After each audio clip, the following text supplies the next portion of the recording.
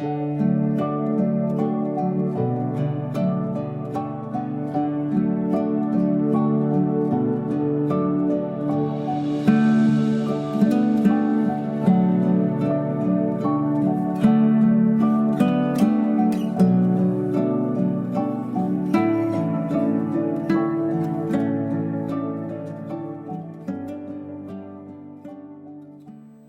name is Dick Clark.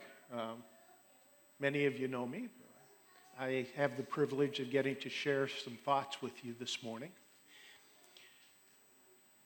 2 weeks ago, Andy shared about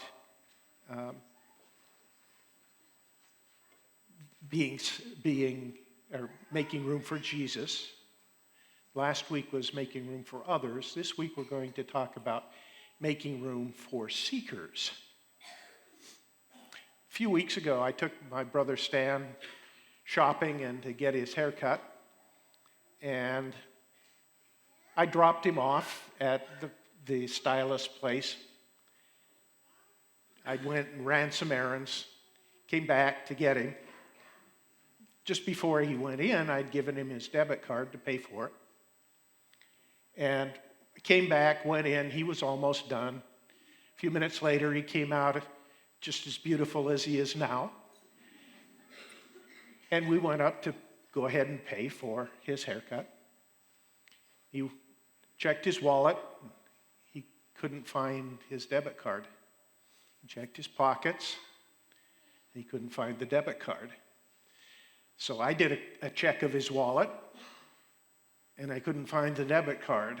So I went out to where I dropped him off. I checked the car, checked around the car seat, checked under the car seat, looked around on the ground on where I dropped him off, and back into the shop. No debit card. That's kind of an uncomfortable feeling. There's this debit cards lying around. Sometimes they don't bother to ask you for the code. So we ended up paying with cash and piled into the car. Fortunately, we were in a town that had a bank that we bank with, so we headed to the bank to get the card canceled and order a new one. Parked, started walking in. Stan handed me his wallet again, and I did one more check. Tucked way back under in a place that I never put anything was a debit card. That was really a relief. There was relief, there was thankfulness, and there was joy because we found what we were looking for. Have you ever found yourself looking for something? Maybe car keys. Car keys aren't a big deal unless you're late for work. Or maybe it's hunting for information because you have some symptoms you want to Google and find out maybe what it is. Or even worse, maybe you have a diagnosis and you want to find out more and more about what that means. We seek when we're in need.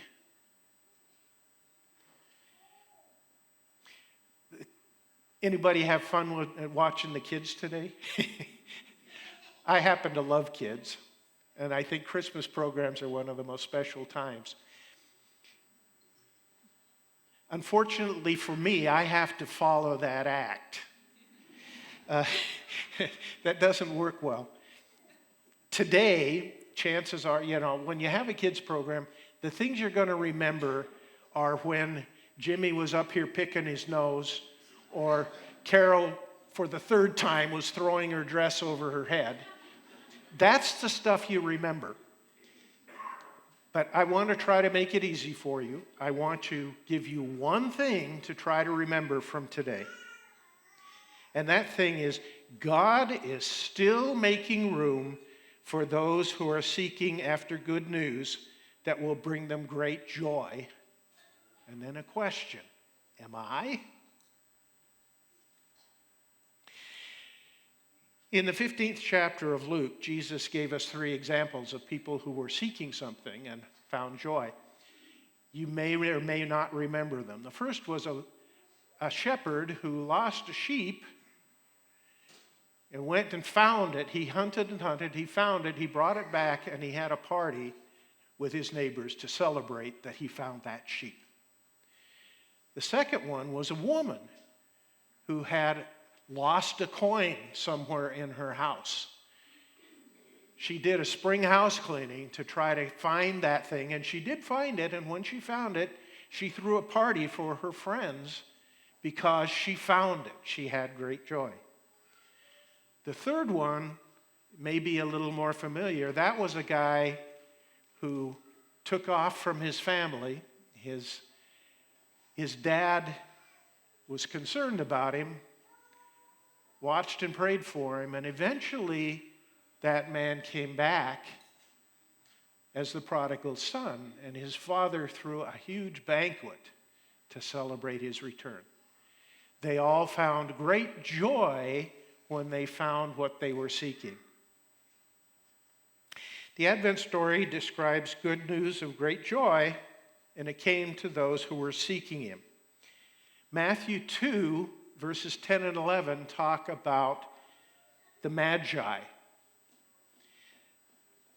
It says, when they saw the star, they rejoiced exceedingly with great joy, and going into the house, they saw the child with Mary his mother, and they fell down and worshipped him. Then, opening their treasures, they found gifts, gold and frankincense and myrrh. They offered gifts. At the birth of Jesus, men arrived who had been studying the book of Isaiah and the stars that revealed to them a coming king. They were seeking out Jesus. These magi were not Jews. They were pagans from a very far distance away. Craig Keener, in the InterVarsity Press commentary on Matthew, says, these magi are astrologers, which is why they noticed the star to begin with. Many sources from this period report the skill of magi in divination, but Matthew's audience would probably recall first the magi in their translation of the Old Testament. Those magi were Daniel's enemies, the ones who sought to have him thrown into the lion den.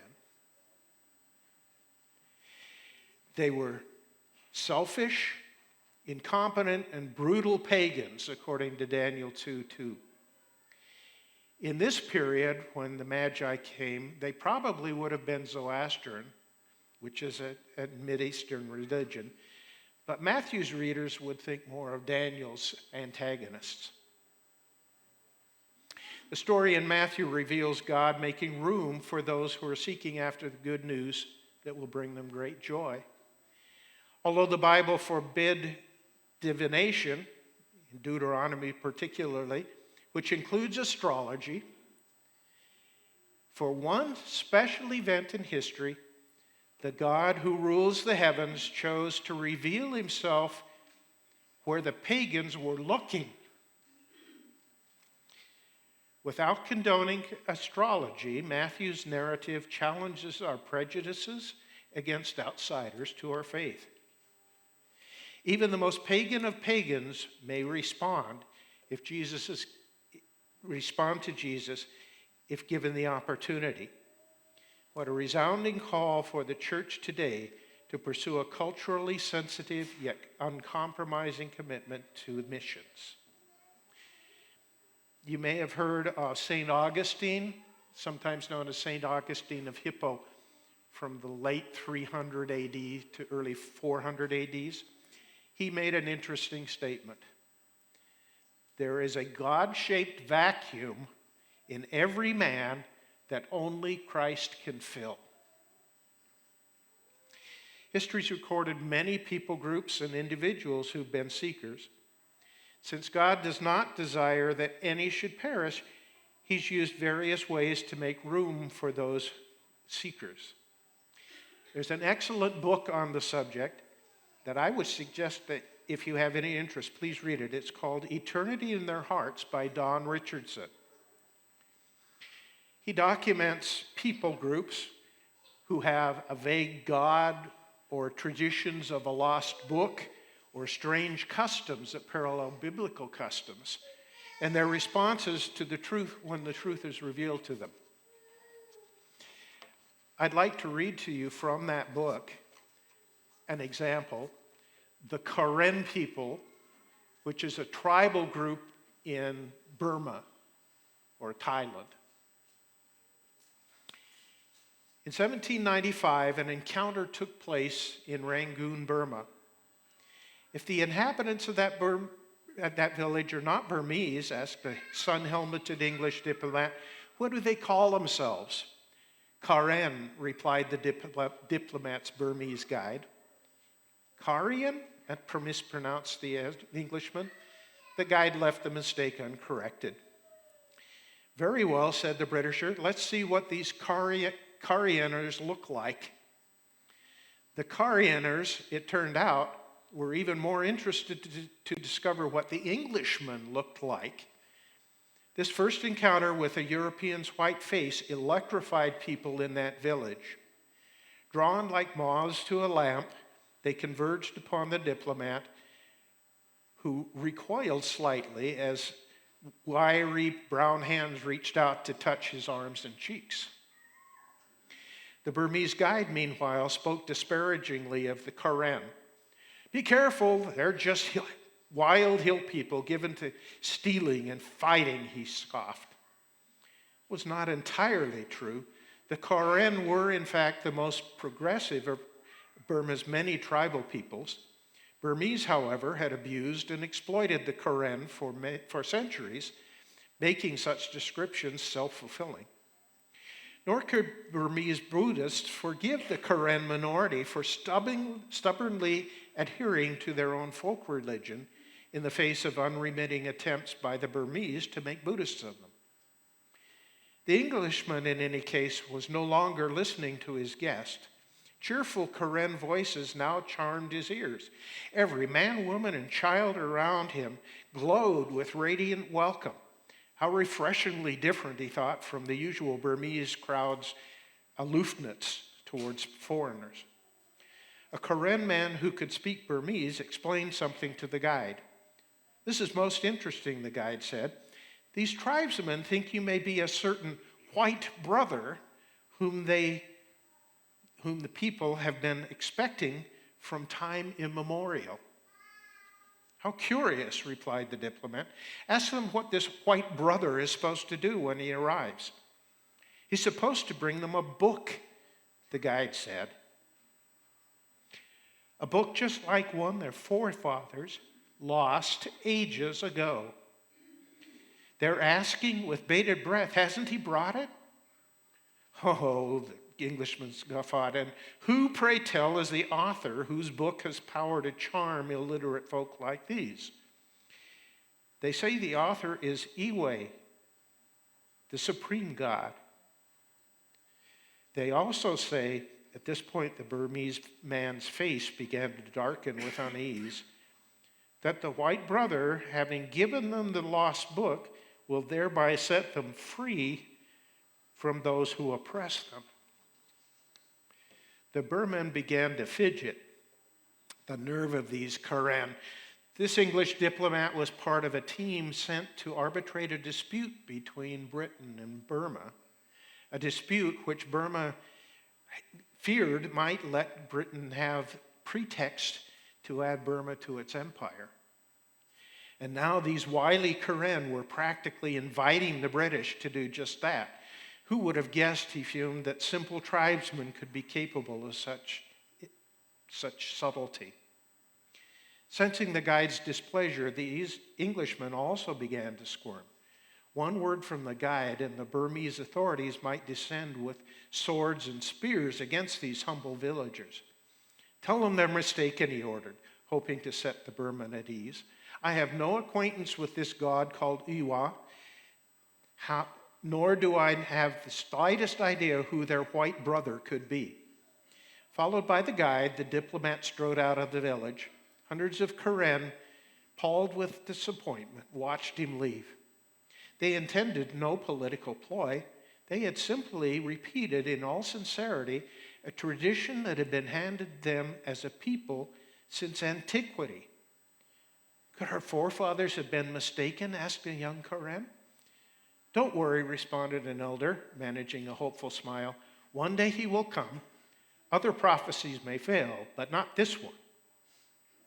Returning to the newly established British embassy in Rangoon, the diplomat reported his strange experience in the Karen village to his superior, Lieutenant Colonel Michael Sims. Sims, in turn, mentioned it in a manuscript entitled An Account of an Embassy to the Kingdom of Ava in the year 1795, published 32 years later in Edinburgh, Scotland. There were other interactions with foreigners during the following years, and the Karen people kept looking for their white brother and his book. In 1817, a devout Baptist minister named Adoniram Judson came to Burma. He received little response among the Burmese and waited 7 years to see his first Burmese Buddhist convert. He translated the Bible into Burmese since he had a lot of time on his hands. As Providence arranged it, a rawhide tough Karen man came to the household where Judson was staying. He was looking for work to help him pay a debt. Judson arranged employment for him. Ko Tha Bu had a violent temper and estimated that he had killed about 30 men during his former career as a robber. Gradually, Judson and the members of the household introduced Ko Tha Bu to the gospel of Jesus Christ. At first, the Karen man's brain seemed too dense to grasp the message. Then a change took place. Ko Tha Bu began asking questions about the origin of the Bible, of the gospel, and about these white strangers who had brought the message, and the book which contained it from the West. Suddenly, everything fell into place for Ko Tha Bu. His spirit received the love of Jesus Christ like dry land absorbing rain. A new missionary, George Boardman, arrived and began a school for illiterate converts. Ko Tha Bu was one of the first students and worked hard to learn to read the Burmese Bible being translated by Judson. When the Boardmans moved to Tavoy in southern Burma, Ko begged to go with them. He immediately set out for the hills in southern Burma. Wherever he came to at Karen village, he preached the gospel. Almost every time he preached, virtually every Karen within earshot responded with wonder. Many flocked down to Tavoy to see the white brother who had arrived at last with the lost book. Meanwhile, Jonathan Wade arrived in Burma and went 200 miles north of Tavoy. Almost as quickly as Karen were converted and baptized, they became missionaries to spread the good news still further among their own people. Some of these Karen missionaries went another 100 miles north to Besen and preached. When American missionaries arrived later at Besen, they found 5,000 converts ready to be baptized. God is still making room for those seeking after good news that will bring them great joy. Are you? These days, there are seekers from a lot of unexpected places. There are some pictures I'd like to show you. The upper left is a hardcore agnostic. His name is C.S. Lewis. The lady in the middle managed Planned Parenthood clinic. Her name is Abby Johnson. Upper right was a fanatical political operative who did some pretty bad stuff to try to defeat his opponents. His name is Chuck Colson.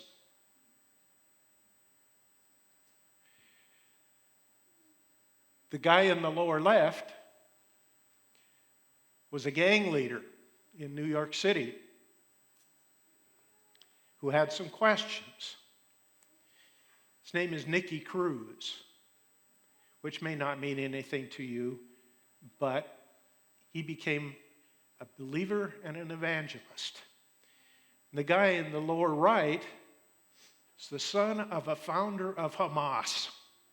His name is Mossab Hassan Youssef. He became a believer and actually became a spy for Israel. I just recently read about another man whose name was Matsuo Fuchida. Probably doesn't mean anything to you. He led the air attack on Pearl Harbor. Later became an evangelist. Even some in the entertainment industry these days are seeking. Sue and I have had a great privilege to be able to go on several missions trips. Commercial. There's a mission trip in conjunction with Cornerstone to Nicaragua in June. It's a 2-week trip. If you have any inclination, it will change your life. I strongly would recommend it. When Sue and I went to Nicaragua, we went with a group it's now called Mentor. It used to be Students International. They had, because of the dictator in Nicaragua, they had to become a for-profit thing. But if you go with them, you work in one of several areas. I happen to work in agriculture. I've worked in education. Sue worked in teaching English as a second language school that they run. They work with some of the poorest people in Nicaragua. It's just amazing to work with them and see what they're doing. But on these trips, one evening is spent eating in the home of a Nicaraguan. Many of the Nicaraguans are rural, they're farmers, their homes have dirt floors. They're really amazingly clean, but they're dirt floors. They have very little. You have a typical Nicaraguan dinner with them. Hopefully you're able to have conversation, and it's often, in my case, it's through an interpreter. But it's really amazing to me to see how you can have a great time talking with these people who come from such very different cultural and political, religious and economic circumstances. Many of those people have found Jesus through the work of Students International. And those people,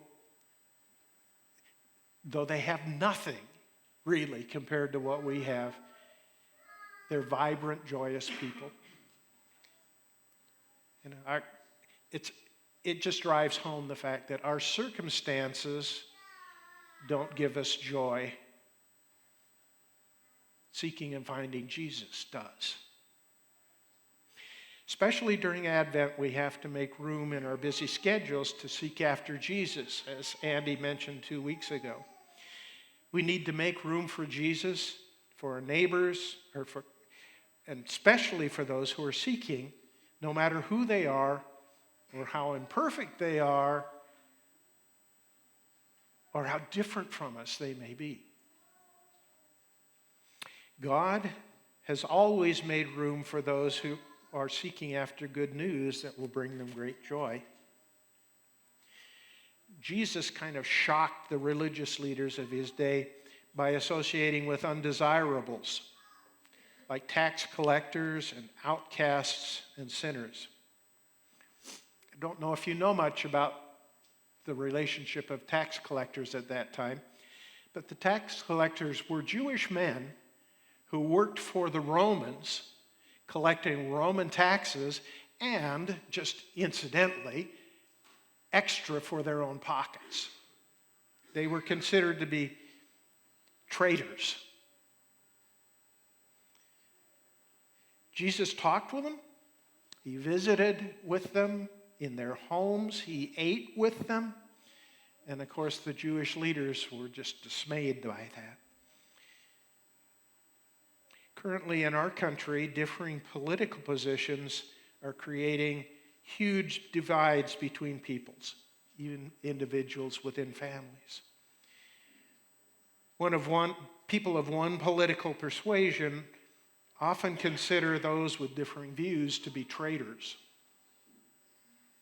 Dislike, hatred can occur between people without either person really knowing what the other person, anything about the other person, or even what they believe, what they think. They go by based on what they think the other person believes. It's almost impossible to have a civil discussion. It's easier to lump a person into a group than it is to deal with an individual. But Jesus dealt with individuals far more than he addressed groups.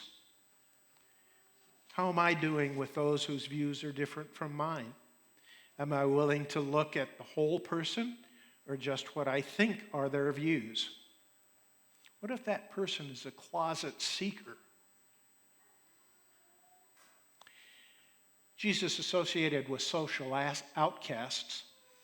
Leprosy is fairly rare now in the Western countries. In Jesus' time, a leper was a person who had a skin disease, who under the Old Testament law was sent away. They couldn't be around normal society. Some forms of leprosy actually affect the peripheral nerves. People lose sensation in their extremities.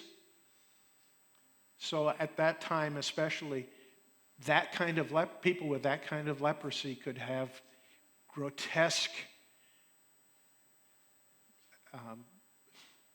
injuries of various kinds because they couldn't experience pain. So they could be really disfigured. And of course, under Jewish law, a leper couldn't live in the vicinity of normal, healthy people. They were required to yell, "Unclean," if they came anywhere near a normal person. Touching a leper made a person ceremonially unclean and put them at risk of perhaps catching the disease. That meant that a leper could go for years without a human touch. Jesus had the courage to touch and heal those with leprosy. The Lord may quietly ask us to welcome a specific seeker when others think we're crazy or foolish. In Acts 9, a disciple named Ananias was told by God in a vision to go to Saul, place his hands on him, and restore his sight. Ananias knew about Saul's past, where he was imprisoning believers, and he was afraid of him. In spite of his concern, Ananias did the crazy thing and obeyed the Lord. The result was a seeker becoming a follower who couldn't stop talking about Jesus and who became known as the Apostle Paul. In John 4, the Bible tells us that Jesus had the audacity to speak with a Samaritan woman.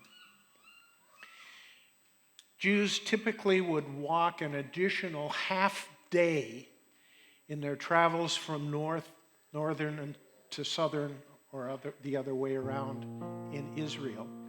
The reason they would do that was because they hated the Samaritans, and the Samaritans hated them. Jesus not only went through Samaria, he talked with a Samaritan woman, not just a Samaritan man, but a woman. And not just a woman, but a woman who had a series of husbands and live-in boyfriends. That made her racially inferior, socially inferior, and morally inferior to a Jew, but loved by Jesus. Jesus was able to separate a person's actions from the person himself. He loved the person and hated the action that contradicted biblical behavior. If we're to make room for seekers, we must learn to make the same distinction. None of us began our relationship with God with our lives in perfect alignment with Scripture. None of us lives our life in perfect alignment with Scripture. So we need to be careful that we don't expect seekers to have their act together when we don't. Many of us silverbacks grew up in a church several decades ago and were put off by some of the ways used by younger people today to show their individuality. Tattoos, piercings, flamboyant hair coloring were not part of my youth. It was easy to even associate them with rebellion. But they don't have the same connotation today. We need to learn to look beyond the external stuff as Jesus did. If I'm feeling self-righteous and superior, chances are very good that I will convey that attitude to a person, possibly creating a stumbling block between a seeker and Jesus. Here at Living Stones, we seek to be a non-traditional church. That means that we're conservative in our teaching, but we're not committed to doing ministry the same way everybody else does. If we're successful, we will continually have seekers who are different from the usual church crowd, visiting and hopefully being welcomed, attending, participating in life with us, beginning a relationship with Jesus, growing in a relationship with Jesus, and finding the joy that goes with it. God is still making room for those who are seeking after good news that will bring them great joy. Am I? The Lord is still working in the hearts of people to cause them to seek Him, often during the Advent season. Those of us who have sought and found the Lord need to be on the lookout for seekers and make room for them in our lives and here at Living Stones. They might be people we work with, neighbors, relatives who we visit with at Christmas, people we contact in our daily lives, or people God specifically directs us to. In Jeremiah 29, verse 13, God made a promise to the nation of Israel. He said, "You will seek me and find me when you seek me with all your heart." That promise is still in effect today for everyone who chooses to believe it. If you're a seeker here with us today, welcome.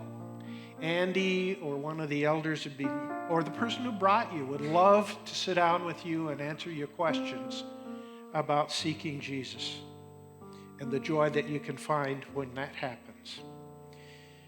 For those of you who found that joy in Jesus, I just have a few questions that we should all be asking ourselves to see if we're making room. Is the Lord bringing someone specific to mind that I need to reach out to? Is there someone significantly different from me that I need to engage with? Am I open to talking about anything other than politics with those holding different political views? Am I harboring feelings of superiority over people who are different racially, culturally, background, economic status?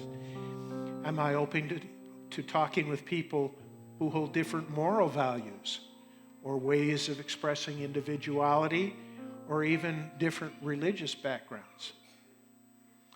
Am I listening to the Holy Spirit when He quietly prompts me to say something to someone or to do something for someone in Jesus' name? May God help us be part of the welcome wagon to aid seekers to find joy in Jesus this Advent season.